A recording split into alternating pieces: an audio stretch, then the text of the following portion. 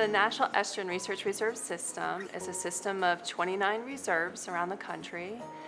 In Florida, there are 3 research reserves, including Apalachicola. The other 2 are the Guantanamo-Matanzas Research Reserve and the Rookery Bay Reserve. The boundary of the Apalachicola National Estuarine Research Reserve is approximately 235,000 acres and encompasses most of Apalachicola Bay and also the lower 52 miles of the river.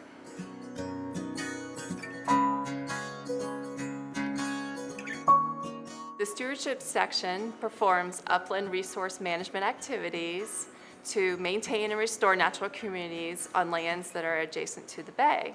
Our primary goal is to manage our uplands, to protect them from impacts that might degrade the natural communities, our native Florida communities, and ultimately affect the water quality of the bay. Another important responsibility of the stewardship program is the protection of our cultural and historical resources. The island has a rich cultural history too. We found pottery shards, different bowls, effigies, dating back to 1500 AD. And then we have a couple of historical structures that we're responsible for protecting, including the St. George Island Lighthouse, also the Marshall House. I just think it's important for folks to know how valuable the resources are. The cultural resources are irreplaceable. Try to instill an appreciation in folks to protect those resources. So public use and access is important. We want people to get a better understanding of native natural communities of Florida. So developing these primitive trails gives folks an opportunity to come out and hike the island, learn about the natural communities that exist on the island, learn about the natural resources. We want to attract folks to the island, but we want to promote low impact recreational opportunities while we protect the natural and cultural resources.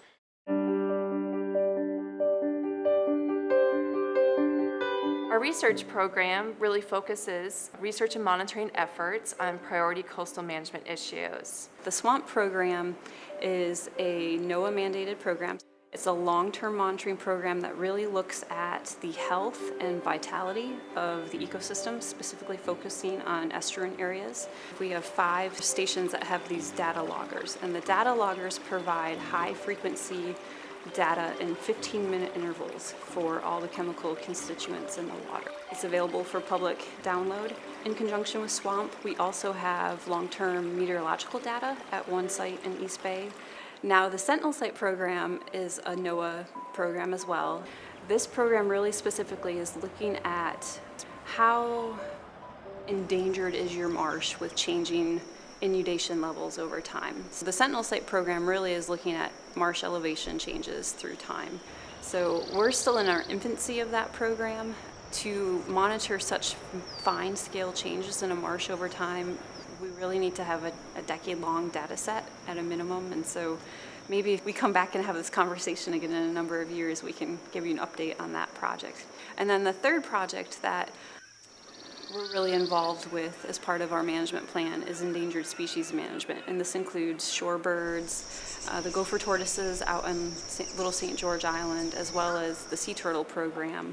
The projects that are involved here really range in scope and width and breadth, so anything from venom genetics on diamondback rattlesnakes to mangroves being able to overwinter here now.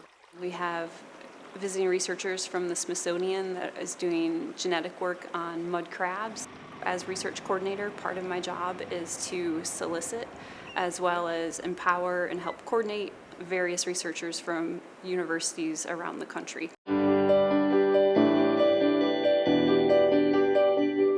The Coastal Management Program really closes the loop from science to management. We gather a lot of data here at the reserve, and also nationally we gather data. We try to take that and put it in formats that we can impart to local leaders, appointed officials, people who serve on Board of Adjustments or Planning and Zoning, and even the residents. And we have a great facility here to do training in. We'll offer it, we publicize it, we contact people one-on-one. If they can't come, we still try to get them information.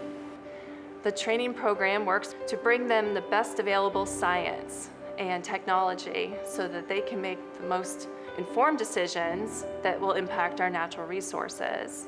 Hopefully it'll make them and put them in a position where they can make really good science-based decisions about the environment. And we're also all trying to live on this delicate estuary, and if we're going to make a footprint on it, we want it to be as light as possible. Education, we are one of 4 sections, and our role really kind of aligns with the overall mission of the reserve, which is very much about appreciation and understanding of estuaries. We have a really unique opportunity in that we are able to see every pre-K, 1st, 3rd, 5th, 7th, and 10th grade student every year. And we do a series of field programs, every one of which is designed to instill an understanding of stewardship. So these kids actually get to come back and do a specific measurement of the contribution they've made to the shoreline and an understanding of their contribution to the larger system. We have a program called Teachers on the Estuary, acronym being TOTE. And that program is designed to work with teachers directly to help facilitate estuarine principles and lessons into their curriculum. In our most recent TOTE program, our research coordinator, Rebecca Bernard, helped to employ and teach about the system-wide monitoring program. He can actually pull our swamp data to use in his workshops where they really get a hands-on example of real data from Apalachicola. And one really nice part about that for teachers is it crosses over in terms of disciplines, earth science, physics, chemistry, and biology as well. Anything where you can tie it into coming back to your local backyard, it really makes the connection strong.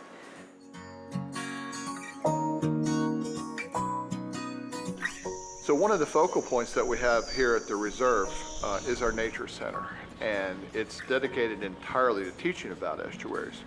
The tanks themselves are the basic components: a large freshwater tank, a bay tank, which is the brackish water estuarine tank, and then the Gulf tank, all of which are inhabited by various representative animals from each of those systems.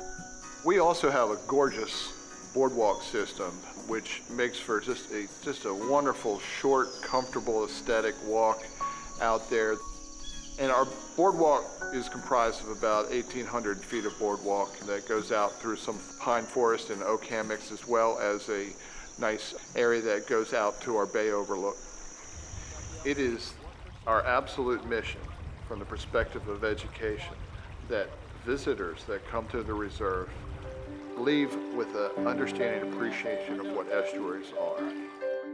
Because it's one of a kind. I mean, there's nowhere else like it. Really one of the more amazing places that I've ever been able to spend any real time. I can go to the beach, I can go hiking in the forest, I can see black bears. It's really a beautiful place. Love it. Not only are we in this beautiful place, we're entrusted to be custodians of this place and keep it vibrant, keep it functional, keep the ecology healthy and happy. When people leave the Apalachicola Research Reserve Nature Center, I really want them to leave with a better understanding of our estuarine system, the interconnectedness between the different communities, the habitats that they see here. I also want them to leave with an appreciation of this unique place, and I really want them to have the desire to become better stewards of Apalachicola Bay.